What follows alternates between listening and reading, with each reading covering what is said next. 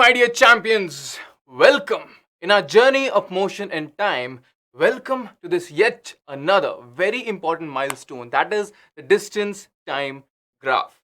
Now, there's a reason this particular topic becomes really important is because graphs are something I have seen from my experience that most of you students are scared of it. There's a reason for it. I understand because graphs, although they are made to just make our life simpler and easier, somehow this transition from tabular data to graphs is something we are not very comfortable with, and that's why we are here today. Because in class ninth this will come again an upgraded version, then class 11th again that's an advanced version, I would say, right? So today let's get the foundation right. Okay, so motion and time, today we'll talk about distance time graph. So distance time, still I would just keep it to the side. First let's talk about graph, then let's talk about the distance time graph. All right, okay, so with this said, let's start today's session. Class 7 students, be ready, this is for you. All right, I hope you have your pen notebook with you. Keep noting down, keep making notes. Don't worry, I'll give you mind map also later, but we are completing this chapter today, I would say, right, in style. So be ready, be attentive, and let's do this. Come on. Now, before moving on to graph, you all know about this thing. You have these different packs because YT free is finished. So I would say go ahead, try out at least the one session pack if you haven't tried it yet, because the two teacher advantage is something what a lot of you, around 25,000 students have already tried. So it becomes really important that you do not miss it. Okay, go ahead, try out at least one session, then you will get to know how important is it, how beneficial is it, right? Okay, now second thing, the telegram group is very important. See, all the notes, the PDF of this session, questions, assignments, everything we are giving on the telegram group. That's why this group is really important. Please make sure you're a part of it. The link for this is in the description, as well as the link for the MLP trial pack is also there in the description. Go ahead, try it out if you haven't tried already. Okay, fine, let's start, people. Now, graphs are made to make our life easier. This is something which I have already told you, right?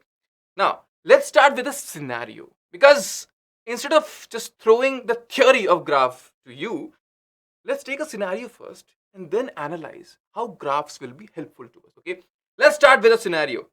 I would say Alex was traveling with his car, right? With his dad in a car, I would say. Okay, now he was reading a newspaper, which I think some of you still do it, right? He was reading a newspaper, right? He said, "Hey, Dad, hurrah! India won the T20 match against Australia." How many of you are cricket fan out there? You would understand, don't worry, because in all the games, wherever there is so much data, you would see a lot of graphs. And people who watch cricket, you know what kind of graphs come there, right? We'll talk about that also. Don't worry. So, Alex just noticed in the newspaper, India won the T20 match against Australia. Nice. And yes, this is what the sports nation was telling. All right, nice. But you know what? Whenever they give this news, they also give you the scorecards, right? And what was the progress, how the match went. So the newspaper had this data on it. What is this data? So overwise scorecard of India versus Australia T20 match. So this is a 20 overs match because it's a T20 game, right? So every over, how much runs were scored, right? Fine, okay. So let's say this was the India's batting, right? Every over, how many runs were scored? The first over, 14 runs were scored. Pretty expensive over, huh? Second over, pretty good. Nice, only one run. So this is how the different over-wise run distribution is given to you in a table. All right, but you know what? How easy it is to look at it. Just think, come on. In which over is the maximum? Not this one, not this one. You have to just put so much brain into it, right? So, and that's the same question which Alex also had. He asked, "But Dad, these tables are so confusing. Is there an easier way?" That's what we do as kids, no? We ask our elders for simplifying a problem, right? And that's what this little kid also did. Alex asked a very genuine question. So, is there a way to simplify this, right? Because these tables are very confusing. We all agree to it. All right. Now, Dad said, "Yes, Alex, graph can be an easier way." Right? Okay. Now, let's see. how graph can make our life easier. And is Alex's dad correct? I know he's correct, but I'm just asking you, do you also feel that he's correct? Let's see. Come on. So, this is the table that you have in front of you. Nice. If I ask you, in which over maximum runs were scored, in how many overs runs were more than 6, right? If such kind of questions, if I ask you, it becomes really difficult to just look at the table and tell all these answers, right? You agree? Okay. Okay. So what Alex did, or let's say what you and I would have did, we would have created a bar graph, right? What is a bar graph? This is number of overs, right? First over, second over, third over, fourth over, fifth over, right? So till 20. In each over, how many runs were scored? In first over, it was, let's say, more than 10 runs. Okay, this was let's say the distribution. Fine. Second over, third over, fourth over. So in each over, how many runs were scored? That is the distribution made, right? Fine. Okay. Now, just looking at this graph, don't you think the life looks simpler? Why? Today, if I have this graph in front of me and someone comes to me and asks, hey, in which over was the maximum run scored? I'll just take a look at all the lines. Yeah, this one. This is the tallest bar, right? So maximum runs scored were in the first over. Okay. If someone asks me in how many overs runs were equal to 10 or more than 10, okay, I would say I can see 1, 2, 3. Yes. First over, third over, and 20th over. So answering all these random questions becomes really easy for us, right? And that's how statisticians or data analysts go through the data, right? They want to just scroll through all the data and make sense of it, right? Deduce conclusions from it. And that's how we use graphs. Look at this. Isn't it simpler? Isn't it nicer? Isn't it beautiful to look at? That's true. That's what graphs does for us. It just makes our life easier, okay? And you know what? People who watch cricket, you remember sometimes a field view is shown to you, showing that in this region, 25% have been scored, right? These many boundaries, such kind of things. And sometimes you also see that boundaries are like this in yellow, fours are in blue, right? Remember that, no? Looks like a pie. All those are kind of charts only. So what types of graph we have? Bar graph. So bar graph is, you have these cuboidal buildings. It's a bar basically, right? So what is a bar? A straight line. Your scale is also a kind of bar, right? So a bar graph. Pie chart. The name came from pie. What is a pie? It's a pizza looking thing. It's just a dessert, right? So a pie chart. You use pie charts for telling how much contribution was there in what particular sector or segment, right? So that's a pie chart.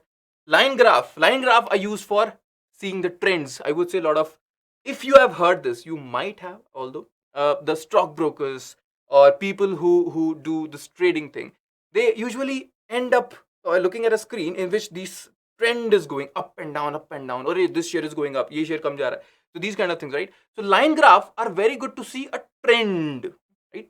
Is it rising? Is it decreasing? Is it constant? That kind of a thing, right? So every graph has their one specific purpose to serve for, and that's how we use graphs, right? So okay, now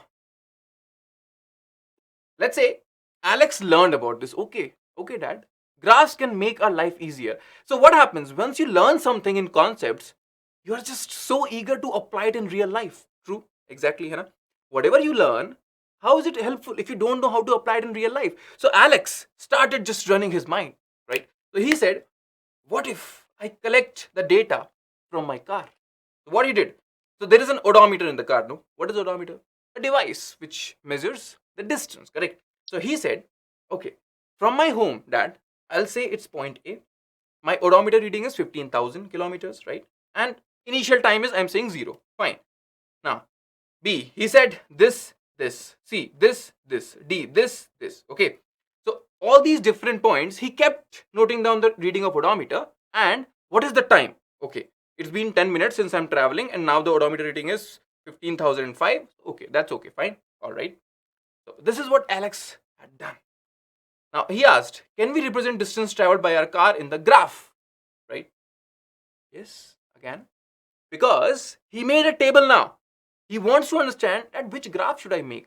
I mean, although I got the data, what can I do with it? Right? Because that's again, once you learn something and you want, the nitty-gritty, small things, you get confused, no? It's okay. You should ask. And that's what he's doing. He's a good kid, by the way, right?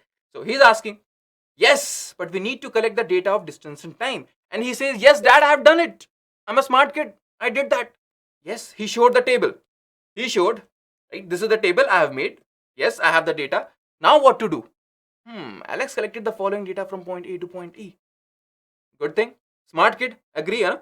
He's a good kid. Nice. So, what to do? Distance. See, odometer reading is fine. But what do you want? He said, can we just do something with it, right? We have to make a graph. Of what? Time is fine. How much you have traveled. But you also need to know how much distance you have traveled in that particular time duration. So what he did? Okay. At 0. When he was at his home, not started, right? So distance is 0 because initial position is same and final position is same. Okay. In 10 minutes, he saw odometer reading went from 15,000 to 15,005. How much distance you have traveled? Subtract final reading of odometer minus initial reading of odometer, right? So it's 5 kilometers you have traveled in 10 minutes. Next 20, right? From 10 to 20. 10, 15, 20, right? So at different time, he just noticed how much distance we have traveled, and it's easy, right? Every time you just have to subtract it. Sir, one question. Here you are saying 5, right? Here you are saying 5. Okay, yes, that's true. I'm saying 5. Here you are saying 10. Shouldn't it be 15,010 minus 15,005?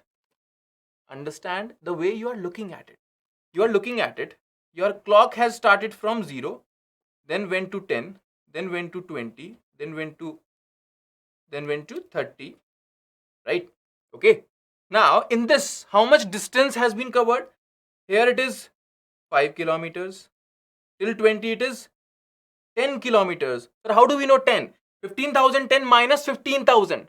You are calculating total distance covered, no? Okay, at 30. At 30 how much?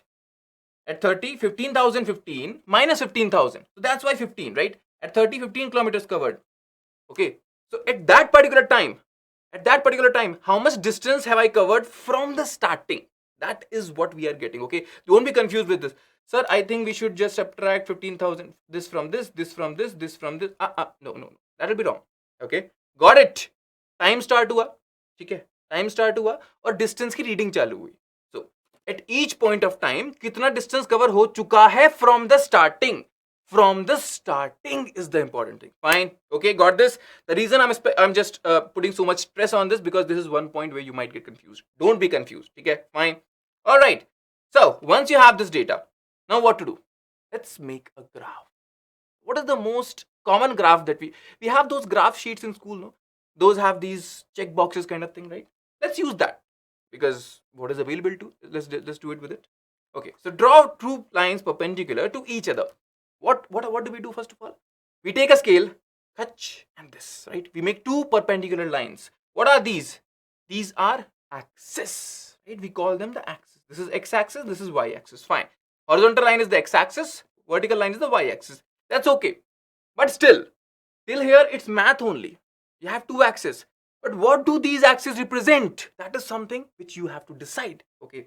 So you have decided, I'll keep time on the x-axis and distance on the y-axis. This is pretty much a common thing. Usually, time is kept on the x-axis, right, as a reference, and based on what particular time, what distance is, that is on the y-axis. Okay, so x-axis you have said it is my time axis, y-axis is my distance axis. All right, and you have also said time I'll take in minutes, distance I'll take in kilometers. Okay, fine. You have also to choose what unit you are using. No, this should be mentioned in the graph. Okay, now choose the scale to represent motion. Sir, what scale? See, in the data, if you remember, in the data, time was going from 0 to 40 minutes, right? And distance was going from 0 to 20 kilometers. Okay. Now I have to represent this data, right? This data onto the graph. So I'm saying choose a right scale. What is the scale? I'm saying x-axis, that is 1 centimeter, equals 5 minutes. And y-axis, 1 centimeter equals 5 kilometers. Okay, fine. All right. So this is what we have chosen. Each box is basically 1 centimeter. So on x-axis, this is 1 centimeter equals 5 minutes. This is 5, this is 10, this is 15, this is 20, 25, 30. Fine. Y-axis, 1 centimeter equals 5 kilometers. So 1 centimeter, 5, 2 centimeters, 10, 15, 20, 25. Easy. That's how you choose a scale. Alright. Now, we may have to choose different scales for each axis. Sometimes you might do. See, it's your choice. Nobody is just, it's not a rule. You have to do it like this. What if you say, sir, x-axis, I want to choose 1 centimeter as 10 minutes? You can. Nobody will stop you. 1 centimeter as 10 minutes, you can choose. Here you will see 1 centimeter equals 10 minutes, 2 equals 20, 3 equals 30, right? Easy, correct? Nice. So, what happened? Points to consider while choosing the scale. What you should take care of. When you choose a scale, there are things you need to be aware of, right? So, let's say a cyclist, right? A cyclist travels 80 kilometers. And you say, sir, I'll take 1 kilometer equals 1 centimeter. I would say it's not wrong, first of all. Means you want a paper length of 80 centimeters, right? Because you want to represent 80 kilometers. And you only said that 1 kilometer will be 1 centimeter. Now you want 80 centimeters, right? What is 80 centimeters? The scale you have, no? That is around what? 30 centimeter-ish kind of thing, right? Means you want 80 centimeters. Who has this big of a notebook? I never had. Do you? And do you think it is a proper use of paper? It's not. So what you can do is choose a proper scale. How? If you say, sir, 10 kilometers equals 1 centimeter, that looks good. Why? Because now you only need 8 centimeter. Still, no information is lost. Still, everything is fine, right? So, choose the scale depending on how much you have the paper, right? Final reading is 80. Initial is 0. Total is 80 kilometers. You have to just represent. So, better than saying 1 kilometer equals 1 centimeter, go for 10 kilometers equal 1 centimeter. Sir, why not I say 20 kilometers equals 1 centimeter? Still, your graph then become very small. You have to optimize it. The look and feel and the size of graph and the paper you have, right? The kind of representation you want to make. Fine. Okay, is it okay? Nice. So, once you have chosen the scale, means you said 1 centimeter equals 5 minutes and 1 centimeter equals 5 kilometers on the y-axis. Okay. So, mark the point according to data on both axes. Here comes the proper transfer of data from table to the graph. How? Distance 0 at time 0. Alright. This is my first point. Time is 10 minutes. Distance is 5 kilometers. 10 minutes, 5 kilometers. Okay, my 1 point. 20 minutes, 10 kilometers. 20 minutes and 10 kilometers. Another point. 30 minutes, 15 kilometers. I would say this is another point. 40 minutes, 20 kilometers. This is another point. Okay. So you have made these points. Now what to do? Draw perpendicular lines from that point. See, this point right now, there is a reason. Normally what you do it like this. Sir, 1 point and you do it. But hold on. Go for this circle. Just hold on for a second. Right now, for me, this is more like a rough notation. Why? Because draw perpendicular lines from that point. Sir, what perpendicular lines? This. 10 minutes equals 5 kilometers. 20 minutes equal 10 kilometers. 30 minutes equal 15 kilometers, right? All these are perpendicular lines. Alright. Now, what to do? Mark the point where both perpendicular lines meet. Now these blue ones, these are my proper finished points, okay? Because sometimes what happens, line is meeting up or down if you are making a mistake over there, right? So just, you know where the point should be. That's why you have to just make it look and feel is good. Okay, fine. So this is my final finished point. All right, nice. Now what? Draw a line joining all the points. That's what we do in a graph, right? So you make a line joining all the points. Now, what do you see? There is a nice graph. Okay, looks good. Straight line, like a ramp, like an inclined plane. Correct? Okay. Now, can I find distance traveled by the car in 25 minutes? Why is this question coming? The reason this question is coming is because although the table was there, we made a graph, but still, we can't see much of a difference. It's okay, sir. I could have managed with the table also. It's okay, you could have managed. But if I ask you, or let's say if Alex has this question, can I find distance traveled by the car in 25 minutes? Look at your table. 0, 10, 20, 30, 40. 25 would be something in between like this. So you have got an idea. It would be between 10 and 15. But how much? Who will tell this to you? The graph will tell this to you very easily. How? 25 minutes. You take the point of 25 minutes, make a perpendicular line from this. It will cut the graph at this point. From this point, you drop another perpendicular on the y-axis. This one, right? This is another perpendicular. So this is what? This is what? Around 12.5, no? In your graph, there will be small markings. So they will tell you exactly how much is it. It will be 12.5, okay? So that's how the graphs help us. You can answer a lot more questions and a lot more complicated questions with the help of a graph rather than a table, okay? That's why we use graph. Now, what happens when you have a car on a clear road? Look at the speedometer when this happens. It's mostly constant, no? Maybe 80, maybe 90, maybe 100 if it's an expressway or something, right? So, nice, constant speed, right? You just see it in the needle stuck at one point because everything is nice, life is good, right? Car is moving with constant speed, and that's how the distance time graph looks when there's a constant speed. How do you know, sir? In 10 minutes, let's say 5 kilometers. In another 10 minutes, 10 to 20, another 5 kilometers. So in equal intervals, you are covering equal kilometers, no? Equal distance. That's why we say it is constant speed. What is speed? Distance upon time, no? Right? If your car is in a traffic, then what happens? If your car is in a traffic, you have to sometimes keep on applying brakes, sometimes accelerate, sometimes brake again, right? And especially Bangalore traffic, you would know, right? So the graph looks like this. It won't be a straight line now because sometimes you are speeding, sometimes you are just slowing down, okay? That's why it looks like a curved line. So whenever you have a curved line, the distance time graph, it is a variable speed, or we say non-uniform speed, okay? So with this, let's answer this one small question. Which of the following currently represents the distance time graph of body at rest? The body is at rest. A, B, C, and D. Come on, think. Fast. Body is at rest. Means a distance time graph. Time is passing, right? Time is passing, but the body is at rest. Means distance will be constant. If you think this graph, this constant line shows what? Body's distance is constant. Means it is just staying at its position. It is not moving. Hil hi nahi raha hai. Okay? That is why. This is not possible, this is not possible, and this is also not possible. But yes, this one is a uniform speed. But what do we want? We want body to be at rest. So option D is the right answer. Got it? That's how we have to think of graphs. They are easy. You just have to practice more and more graphs. Okay?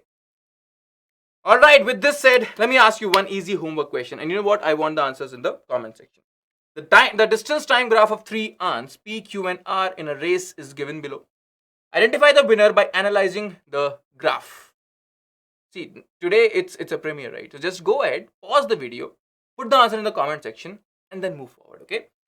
So, you have this question. Let me know the answers in the comment section. And people who missed this particular point, I'm telling you again, we have the MLP sessions trial packs. They are, I would say, still cheaper, right? If you don't want to spend much, go for at least a 1 session pack, right? Go ahead because you will get 15 days of BYJU'S premium member access, right? You will also get the 2-teacher model. You can schedule your classes as per your time. Go ahead, try it out because you know what? Many of you have already tried it. Maybe you are the one who hasn't. Go ahead, try it out. Don't be the left out people, right?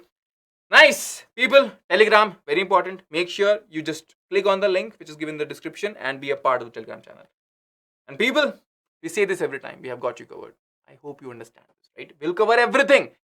From questions, from previous year questions, from NCERT exemplars to everything. So what I want is, you should understand and you should believe this. We have got you covered, right? Don't worry. We'll do everything. And people, last but not the least, if you think this session was helpful, if you think all of these knowledge, information is useful to you, like it. Make sure you share it with your friends, share it with your cousins or people who you think this video will be helpful. Share it and make sure you subscribe to the channel because this is very important.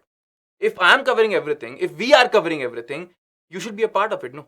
If you're not a subscriber, how will you be a part of it? You won't know when things happen. So if you are a subscriber, press the bell icon and you will get to know all the notifications from the channel, right? Make sure you are a part of it. So like, share, subscribe. 3